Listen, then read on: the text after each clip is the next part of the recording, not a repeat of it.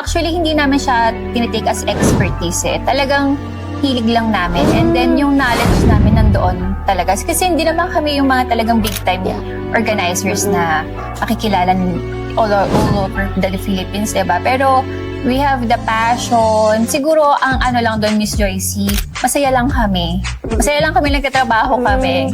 So makikita nyo naman sa Biocon yung ambience. Mahahawa din naman kayo sa Biocon. Enjoy lang. Enjoy life. Ganun. Kasi ano lang kami, diba? 2 days. So, kailangan mo siyang enjoyin. Oo. Pero yung preparation niyan, mahaba. Tagal. Oo. At sabi nga ng iba, anong ginagawa niyo after Biocon? Sa isip-isip ko, Biocon pa din po. Parang kasi ang tagal, yung iba na brands, since January, nagta-chat na sa amin, Ma'am, itong gusto kong boot.